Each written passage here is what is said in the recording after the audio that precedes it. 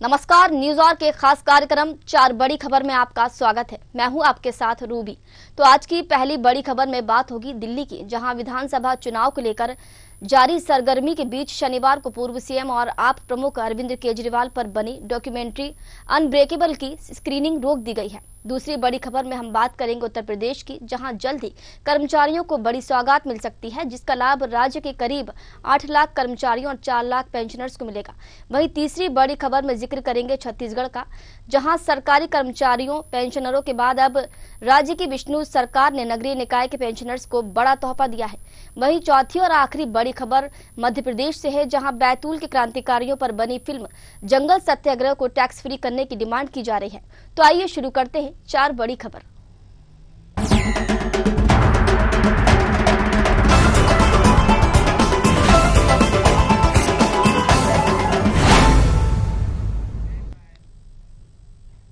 दिल्ली विधानसभा चुनाव को लेकर जारी सरगर्मी के बीच शनिवार को पूर्व सीएम और आप प्रमुख अरविंद केजरीवाल पर बनी डॉक्यूमेंट्री अनब्रेकेबल की स्क्रीनिंग रोक दी गई है।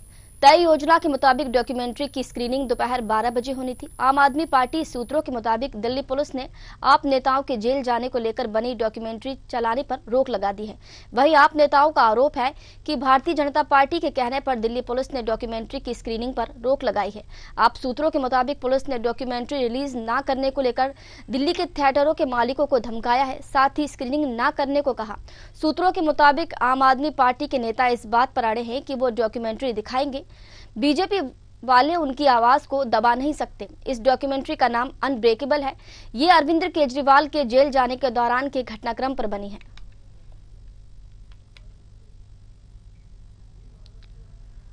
खबर आपको राष्ट्रीय राजधानी दिल्ली से बता रहे हैं, जहां पर अरविंद केजरीवाल पर बनी फिल्म की डॉक्यूमेंट्री बनी है, माफ कीजिएगा, उसकी स्क्रीनिंग आज दोपहर 12 बजे होनी थी, लेकिन दिल्ली पुलिस ने इस स्क्रीनिंग को रोक दिया है। अब सवाल ये उठता है कि अनब्रेकेबल डॉक्यूमेंट्री ये जो बनी थी, इसकी स्क्रीनिंग दोपहर 12 बजे होनी थी, लेकिन दिल्ली पुलिस ने किसके आदेश पर, किसके इशारे पर और किसके कहने पर ये डॉक्यूमेंट्री की स्क्रीनिंग रोकी है, ये बड़ा सवाल है। तो देखिए, दिल्ली विधानसभा चुनाव को लेकर जारी सरगर्मी के बीच पूर्व सीएम और आप प्रमुख अरविंद केजरीवाल पर बनी डॉक्यूमेंट्री अनब्रेकेबल की स्क्रीनिंग को रोक दिया गया है। तो देखिए, जिस तरीके से तय योजना की गई थी, उसके मुताबिक डॉक्यूमेंट्री की स्क्रीनिंग दोपहर 12 बजे होनी थी। इधर आम आदमी पार्टी के सूत्रों के मुताबिक दिल्ली पुलिस ने आप नेताओं के जेल जाने को लेकर बनी डॉक्यूमेंट्री चलाने पर रोक लगा दी है। आप नेताओं का आरोप है कि भारतीय जनता पार्टी के कहने पर दिल्ली पुलिस ने डॉक्यूमेंट्री की स्क्रीनिंग पर रोक लगाई है। देखिए, आम आदमी पार्टी के सूत्रों के मुताबिक ये भी कहा जा रहा है कि पुलिस ने डॉक्यूमेंट्री रिलीज न करने को लेकर दिल्ली के थिएटरों के मालिकों को धमकाया है, साथ ही स्क्रीनिंग न करने को कहा है। सूत्रों के मुताबिक आम आदमी पार्टी के नेता इस बात पर अड़े हैं कि वो डॉक्यूमेंट्री दिखाएंगे। बीजेपी वाले उनकी आवाज को दबा नहीं सकते।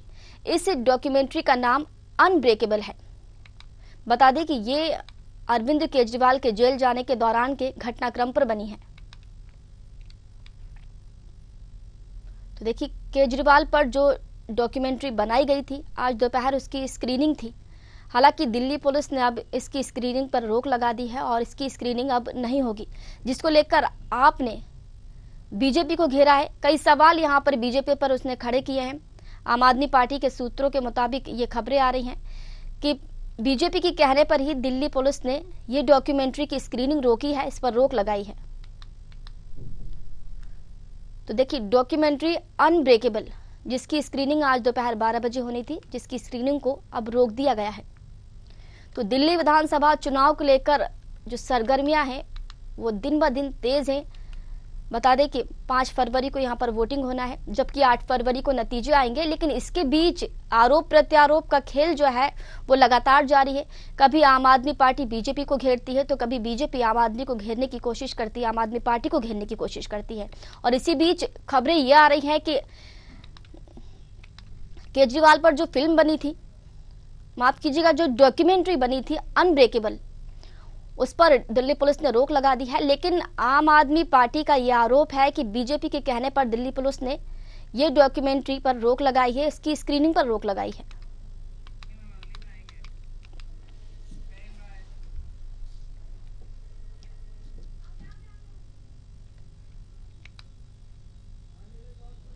चलिए, ज्यादा जानकारी और ज्यादा चर्चा करेंगे। हमारे साथ राजनीतिक विश्लेषक डॉक्टर आलोक सोती जी जुड़ चुके हैं। आलोक जी, बहुत बहुत स्वागत है आपका। आलोक जी, सबसे बड़ा सवाल ये उठता है यहाँ पर कि 12 बजे डॉक्यूमेंट्री की स्क्रीनिंग होनी थी, लेकिन ये स्क्रीनिंग एंड टाइम पर रोक दी गई है। क्या लगता है किसके इशारे पर, किसके आदेश पर, किसके कहने पर ये स्क्रीनिंग रोकी गई होगी? आलोक जी, सुन पा रहे हैं आप मुझे?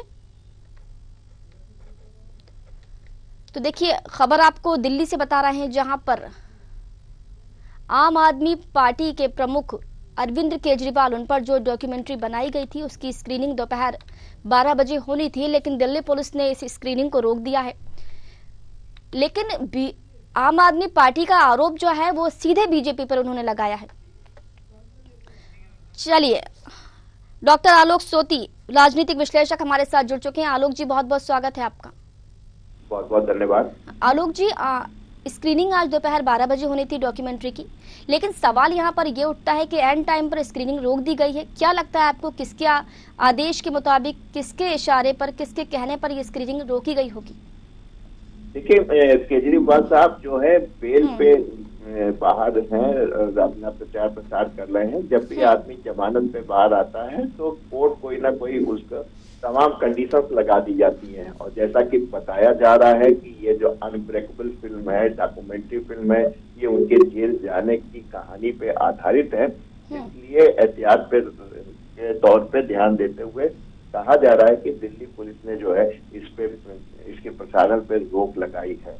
तो ऐसी स्थिति में आप वैसे भी देख रहे हैं कि केजरीवाल साहब जेल शराब घोटाले में गए थे, किसी स्वतंत्रता संग्राम सेनानी के रूप में नहीं गए थे। तो ऐसे में स्थिति ये होती है कि जो भी परिस्थितियां हैं, विशेषकर आप देखते हैं जब चुनाव की घोषणा हो जाती है, आचार संहिता लग जाती है, और विपरीत परिस्थितियां हैं जिसमें प्रत्याशी जो है वो जमानत पे है, तमाम उसमें शर्तें होती हैं।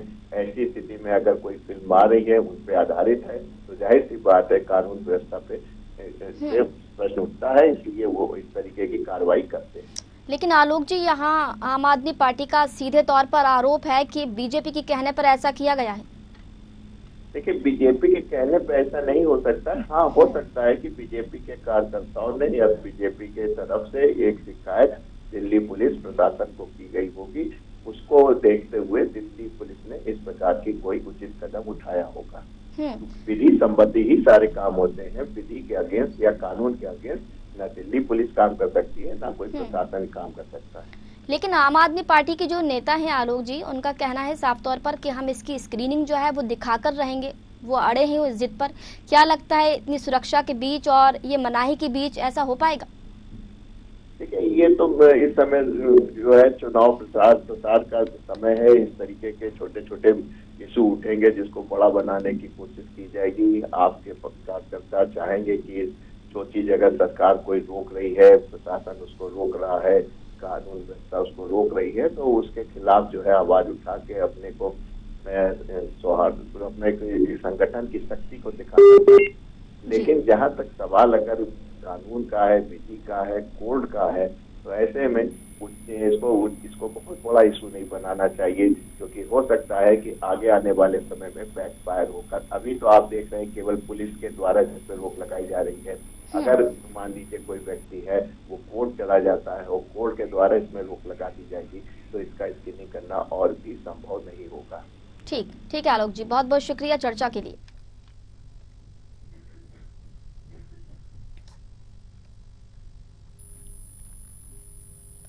केंद्र सरकार अगले साल जनवरी 2026 में 8वें वेतन आयोग को लागू करेगी। इसके साथ ही परंपरा के अनुसार राज्य सरकारें भी अपने अपने राज्य के सरकारी कर्मचारियों को लाभ देने के लिए इसे लागू कर सकती है। बात उत्तर प्रदेश की, तो यहां भी इसे लागू किया जाएगा, जिसका लाभ राज्य के तकरीबन 8 लाख कर्मचारियों और 4 लाख पेंशनर्स को मिलेगा। बता दें कि राज्य कर्मचारी संयुक्त परिषद की ओर से भी इस संबंध में केंद्र सरकार के प्रति आभार जताया। वहीं उत्तर प्रदेश की योगी आदित्यनाथ सरकार से 8वें वेतन आयोग को लागू करने के लिए अपील की है। बता दें कि उत्तर प्रदेश में फिलहाल 53% डीए के साथ 7वें वेतन आयोग से जुड़ी सैलरी और पेंशन दी जा रही है। ऐसे में माना जा रहा है कि जनवरी में एक बार फिर से 3% महंगाई भत्ते की बढ़ोतरी की घोषणा योगी सरकार की ओर से की जा सकती है। बता दें कि केंद्र सरकार की ओर से घोषित 8वें वेतन आयोग के ऐलान के बाद ही यूपी में भी जनवरी 2026 में से लागू किए जाने की पूरी संभावना जताई जा रही है। पिछले 7 साल से लगातार हर साल योगी आदित्यनाथ सरकार ने केंद्र सरकार के ऐसे किसी भी निर्णय का पालन करने में देरी नहीं की है। एक बार फिर उत्तर प्रदेश में भी कार्मिक और वित्त विभाग से पहले ही 8वें वेतन आयोग को लेकर गुना भाग लगाना शुरू कर दिया गया है। चलिए ज्यादा जानकारी लेके हमारे साथ प्रशांत राव ब्यूरो हेड लखनऊ से जुड़ चुके हैं। प्रशांत, क्या कुछ खबरें निकलकर सामने आ रही हैं? क्योंकि अमूमन देखा यह गया है कि केंद्र सरकार कर्मचारियों से जुड़े या डीए से जुड़े जब भी कोई ऐसे फैसले लेती है तो उत्तर प्रदेश की सरकार उसे फौरन उस पर अमल करती है और फौरन उसे फॉलो करती है। इस बार क्या लगता है आपको कि क्या हो सकता है जल्द से जल्द? क्योंकि देखिए 27 में चुनाव है और 26 में इसे करने की मांग उठाई गई है और किया जा रहा है, तो क्या लगता है कितना असर पड़ेगा? बिल्कुल रूबी, देखिए केंद्र सरकार के द्वारा 8वें वेतन आयोग को मंजूरी दे दी गई, जिसमें उत्तर प्रदेश के 8 लाख राज्य कर्मचारी और इसके साथ ही 4 लाख पेंशनर जो है उनको लाभ मिलेगा। निश्चित तौर से देखिए जो भी केंद्र के सरकार के द्वारा निर्णय लिया जाता है उसको उत्तर प्रदेश सरकार तुरंत उसको अमल में लाती है, तो ऐसे में सरकार के ऊपर वित्तीय बोझ जरूर आएगा। लेकिन यह सब जो है विचार विमर्श केंद्र के द्वारा जो है राज्य सरकारों से किया गया, उसके बाद 8वें वेतन आयोग को मंजूरी दी गई है। हालांकि यह जो आगे की गतिविधि या विधिक जो कार्रवाई होती है वो राज्य सरकारों को अपने प्रदेश में लागू करना होता है कि वह जो केंद्र सरकार के द्वारा 8वां वेतन आयोग यहाँ पर लागू किया गया है उसको कितना वो लाभान्वित रूप में यहाँ पर अपने राज्य कर्मचारियों को यहाँ देते हैं। निश्चित तौर से देखिए उत्तर प्रदेश सरकार ने हमेशा ही केंद्र सरकार के द्वारा चाहे कानून लागू हो या फिर जो भी नीति नियम बनाए उस पर अमल करने का काम किया है, तो ऐसे में उत्तर प्रदेश के लिए तो वित्तीय बोझ आएगा। लेकिन उत्तर प्रदेश सरकार ने ये सब गुणा भाग लगाना यहाँ शुरू कर दिया है। हालांकि लगातार जिस तरीके से उत्तर प्रदेश सरकार द्वारा 53% यहाँ डीए और अन्य महंगाई भत्तों को यहाँ पर बढ़ोतरी दी है, निश्चित तौर से देखिए यह माना जा रहा है कि 2026 से यह लागू होगा, उसको लेकर उत्तर प्रदेश सरकार ने तैयारियां पूरी कर दी हैं। और जो ये 8वां वेतन आयोग होगा इसमें जो वित्तीय यहाँ पर बोझ आएगा उसको किस प्रकार से सरकार उसको कम करेगी या किस तरीके से संतुलित करने का काम करेगी, ये तो राज्य सरकार के ऊपर है। और इसके साथ ही यहाँ पर तमाम आगे जो बजट सत्र आएंगे उसमें यह साफ होगा किस तरीके से यहाँ पर टैक्सों में कटौती की जाएगी, टैक्स बढ़ोतरी होगी, किस तरीके से ये जो राजस्व एकत्र किया जाएगा ताकि जो आयोग का लाभ यहाँ 8 लाख कर्मचारियों को मिल सके और 4 लाख जो पेंशनर हैं उनको वहां लाभ दिया जा सके। इसको लेकर राज्य सरकार और कार्मिक विभाग में अगर बात की जाए इसमें जो गुणा भाग शुरू हो गया है। वित्त विभाग ने इस पे जोड़ घटाना शुरू कर दिया कि कैसे 2026 तक इन कर्मचारियों को लाभान्वित किया जा सके। आप बता रहे हैं गुणा भाग की यहाँ पर आप बात कर रहे हैं, तो देखिए 8 लाख कर्मचारी और 4 लाख पेंशनर्स, तो कुल मिलाकर 12 लाख। और अगर हम इनके परिवारों की अगर बात करें, इनका जोड़ घटाना गुणा भाग अगर हम इनका यहाँ पर करते हैं तो शायद 55, 50, 60 ऐसी कुछ संख्या हो जाती है। तो क्या लगता है चुनाव आने वाले हैं 27 में है तो मतदाता 50 से 60 लाख, क्या जीत संभव रहेगी और कितना इसका लाभ मिल सकता है योगी सरकार को? देखिए खासा लाभ मिल सकता है इसमें। जो है उत्तर प्रदेश सरकार ये 8वां वेतन आयोग यहाँ पर लागू करती है तो 2027 के चुनाव में यहाँ पर भारी जो है वोट प्रतिशत उनका बढ़ सकता है। इसके साथ ही क्योंकि समय समय पर जिस तरीके से राज्य सरकार के द्वारा यहाँ सरकारी नियुक्तियां होंगी उसका वेतन लाभ भी जो है नए कर्मचारियों को मिलेगा। निश्चित तौर से इसका लाभ जो है केंद्र सरकार को और राज्य सरकार की जो भाजपा की सरकार है उसको दोनों को मिलेगा। लेकिन देखिए जिस तरीके से यहाँ रणनीति तय की जाती है कि अब कौन सी योजनाओं को संचालित किया जाना है, कौन सी योजना मुफ्त रहेगी या उन मुफ्त योजनाओं को बंद करना है ताकि जो राजस्व है उसको एकत्र किया जा सके और जो राज्य कर्मचारी हैं उनको लाभान्वित किया जा सके, इस पर विचार विमर्श जरूर उत्तर प्रदेश की सरकार करेगी। देखिए इसको लेकर जो है राज्य सरकार वित्त विभाग के साथ बैठकर और कार्मिक विभाग के साथ बैठकर यह नीति नियम और तमाम रणनीति बनाएगी कैसे इस वित्तीय बजट को एकत्र किया जाए ताकि इसमें 8 लाख और 4 लाख पेंशनर यानी कि 12 लाख की जो संख्या है इनको लाभान्वित किया जा सके। इसको लेकर निश्चित तौर से देखिए उत्तर प्रदेश के मुख्यमंत्री योगी आदित्यनाथ किसी न किसी तरीके की योजना लाएंगे, ताकि जो अगर राज्य का बजट देखा जाए उसमें कोई कटौती ना हो, राज्य पर जो घाटा है वो ज्यादा ना हो। इसके साथ ही राज्य आर्थिक रूप से मजबूत हो, उसको लेकर कौन सी रणनीति हो सकती है, यह जो है कैबिनेट की बैठक में बनाया जाएगा। सारा खाका और उस खाके के बाद जिस तरीके से यहाँ पर इसको कैसे लागू किया जाए, राजस्व कैसे एकत्र किया जाए, इस पर विचार विमर्श करने के बाद ही आगे की कार्रवाई होगी। लेकिन केंद्र सरकार ने 2026 से लागू करने की बात कही है, तो निश्चित तौर से देखिए जो अभी की बात की जाए कि केवल 11 महीने बचे हैं, 11 महीनों में राज्य सरकार को इतना बजट एकत्र करना होगा ताकि 1 जनवरी 2026 से इसे लागू किया जा सके और राज्य कर्मचारियों और पेंशनर्स को इसका लाभ दिया जा सके। बहुत बहुत शुक्रिया प्रशांत, जुड़ने के लिए और तमाम तरह की जानकारी साझा करने के लिए। चलिए तीसरी बड़ी खबर में बात करेंगे छत्तीसगढ़ की, जहां सरकारी कर्मचारियों पेंशनरों के बाद अब राज्य की विष्णु साय सरकार ने नगरीय निकाय के पेंशनर्स को बड़ा तोहफा दिया है। राज्य सरकार ने पेंशनर्स की महंगाई राहत में बड़ी वृद्धि की है। नई दरें 1 अक्टूबर 2024 से प्रभावी होंगी। ऐसे में अक्टूबर से दिसंबर तक का एरियर भी मिलेगा। इस संबंध में नगरीय प्रशासन विभाग द्वारा आदेश भी जारी कर दिए गए हैं। नगरीय प्रशासन और विकास विभाग ने 7वें वेतन मान के अनुसार पेंशन प्राप्त करने वालों की महंगाई राहत में 4% और 6वें वेतनमान के अनुसार पेंशन प्राप्त करने वाले पेंशनर्स के महंगाई राहत में 9% की बढ़ोतरी की है। दोनों वेतनमानों के पेंशनर्स और परिवार पेंशनर्स को 1 अक्टूबर 2024 से इस वृद्धि का लाभ दिया जाएगा। उप मुख्यमंत्री मंत्री अरुण साव के अनुमोदन के बाद विभाग ने मंत्रालय से इस संबंध में आदेश जारी कर दिए हैं।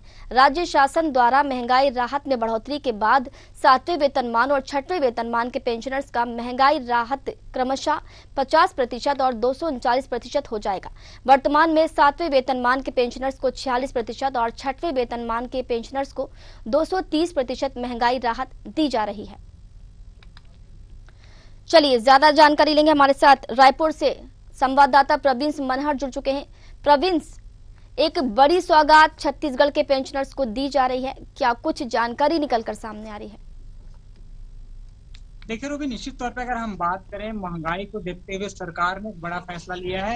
आपको बता दें कि जिस तरीके से सरकार ने जो पेंशनधारी है, जो नगरीय निकाय क्षेत्रों पर जो पेंशनधारी है, उसके लिए बड़ा तोहफा और बड़ी सौगात जो है वो देती हुई नजर आए। क्योंकि इस तरीके से अगर हम बात करें कि महंगाई काफी बढ़ रहा है, ऐसे में 6वें मान 7वें मान की पेंशनधारी है उसके पेंशनों में 4 से 9% की जो वृद्धि वो सरकार ने किया है। इसकी जो प्रभावशाली अगर कहें, इसकी जो दिनांक की बात करें तो 2024 अक्टूबर से यह जो है प्रभावशाली हो गया है और अक्टूबर से जो दिसंबर तक का जो बकाया जो राशि होगा, अंतर राशि होगा, वो एक बोनस के तौर पर सीधा पेंशन धारक है उनके खाते में आएगी। तो निश्चित तौर पर कह सकते हैं जिस तरीके से नगरीय प्रशासन मंत्री अरुण साव का जो आदेश जारी आया, इसके साफ तौर पर कहा गया कि जो 6वें 7वें जो पेंशनधारी मांगने वाले हैं उनके जो पेंशन में जो है 4 से 9% तक का वृद्धि जो है राज्य सरकार कर रहा है। तो ऐसे में कहीं न कहीं अगर हम कहें तो काफी लाभ जो है इन पेंशन धारकों को मिलेगा। क्योंकि इस तरीके से अगर हम बात करें तो नगरीय निकाय जो क्षेत्र है, ऐसे में जो कर्मचारी हैं उनको कहीं न कहीं इसका बहुत फायदा मिलेगा और आने वाले समय में जब उनकी जो जनता की राशि है वो इनके खाते पर सीधे होगा, तो निश्चित तौर पे ये कहा जा सकता है कि क्रमशः बात करें तो 350 230 और लगभग 250 के आसपास होगा, जो 46 वो लगभग 50 के आसपास जाएगा। ये मान सकते हैं कि कहीं न कहीं एक बड़ा स्टॉक है छोटे जो पेंशन कर्मचारी हैं, पेंशन धारक है, उसको लेकर जी रूबी। लेकिन ये जो एरियर दिया जाएगा माफ कीजिएगा, अक्टूबर से लेकर दिसंबर तक का जो एरियर दिया जाएगा, क्या लगता है सरकार वो जो एरियर देगी वो टुकड़ों में देगी, इकट्ठा एरियर दे दिया जाएगा? मतलब किस तरीके से सरकार देगी इनको एरियर? देखिए जो एरियर्स है रूबी, अगर हम बात करें तो नवंबर दिसंबर को जो पैसा मिलना है एक मुफ्त भी दे सकते हैं। क्योंकि इस पर जो है फिलहाल अभी कल बैठक होगी। इस बैठक में जिस तरीके से इस बात को जो है रखने की उम्मीद है, ये तमाम चीजों पर चर्चाएं होगी कि आखिरकार पेंशन करता है उनको जो है इस पैसे को एक मुफ्त दिया जाए या फिर किस्तों पे दिया जाए। हालांकि ये भी जिस तरीके से जो पुष्टि नहीं हुई, लेकिन ये माना जा रहा है कि बहुत बहुत शुक्रिया प्रवीण, जुड़ने के लिए और जानकारी साझा करने के लिए।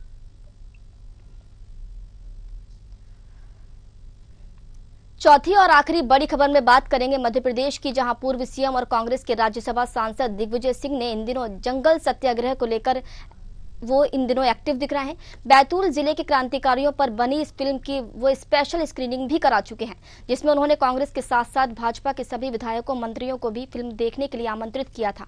जबकि अब उन्होंने फिल्म को लेकर एक पत्र सीएम मोहन यादव को लिखा है, जिसके जरिए उन्होंने सरकार से एक साथ कई मांगे की हैं। पूर्व मुख्यमंत्री दिग्विजय सिंह ने सीएम मोहन यादव को पत्र लिखकर जंगल सत्याग्रह फिल्म को टैक्स फ्री करने की मांग की है। इसके अलावा उन्होंने फिल्म को सेंसर बोर्ड से पास कराए जाने की मांग भी की है। दिग्विजय सिंह ने पत्र में लिखा कि ये फिल्म आदिवासी समाज पर बनी है, जिसमें आदिवासी क्रांतिकारियों को दिखाया गया है। इसलिए इस फिल्म को बनने में आया खर्चा भी मध्य प्रदेश के संस्कृति विभाग से होना चाहिए। जबकि जिन लोगों ने इस फिल्म में काम किया उन प्रतिभाशाली युवाओं का सरकार को सम्मान भी करना चाहिए। सीएम मोहन यादव को लिखे पत्र में ये सभी मांगे दिग्विजय सिंह ने राज्य सरकार से की हैं। चलिए ज्यादा जानकारी लेंगे। भोपाल से कृष्णा शर्मा संवाददाता हमारे साथ लाइव जुड़ चुके हैं। कृष्णा, जंगल सत्याग्रह टैक्स फ्री के करने के अलावा और भी कई मांगे यहाँ पूर्व मुख्यमंत्री दिग्विजय सिंह ने की हैं, क्योंकि इससे पहले स्पेशल स्क्रीनिंग जब उन्होंने कराई थी उस वक्त उन्होंने जो इनविटेशन दिया था बीजेपी नेताओं को भी दिया था और कांग्रेस को भी दिया था। हालांकि कांग्रेस के नेता तो पहुंचे थे, लेकिन बीजेपी से कोई नहीं पहुंचा था। अब क्या लगता है, ऐसे में ये मांगे पूरी होंगी?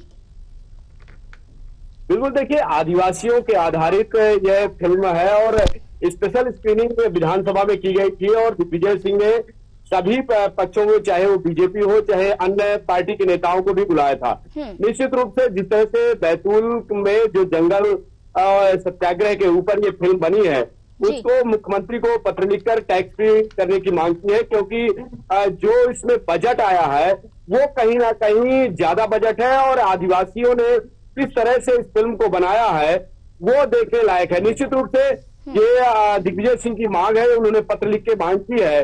अब इसमें सरकार का क्या एक्शन होता है देखने वाली बात होगी, लेकिन उन्होंने एक बात और मांग की है कि सरकार को जो भी बजट इसमें लगा है वो कहीं ना कहीं संस्कृति विभाग को देना चाहिए, क्योंकि मध्य प्रदेश के आदिवासी हैं, उनके पास इतना बजट नहीं रहता है। लेकिन चूंकि सच्चाई उन्होंने दिखाई है इसमें, किस तरह से जंगल जमीन के लिए आदिवासी अपनी पूरी ताकत लगाते हैं, कितनी मेहनत करते हैं, वो इस फिल्म में दिखाया गया है। निश्चित रूप से इसीलिए दिग्विजय सिंह ने पत्र लिख करके और सरकार से मांग की है कि इस फिल्म को टैक्स फ्री किया जाए और अधिक से अधिक इसकी स्क्रीनिंग कराई जाए। ठीक है कृष्णा, बहुत बहुत शुक्रिया जुड़ने के लिए और जानकारी साझा करने के लिए। तो ये थी 4 बजे की 4 बड़ी खबर, जहां हमने आपको दिल्ली, उत्तर प्रदेश, छत्तीसगढ़ और मध्य प्रदेश की खबर से रूबरू कराया। कल फिर हाजिर होंगे 4 बड़ी खबर के साथ। तब तक के लिए मुझे दीजिए इजाजत। नमस्कार।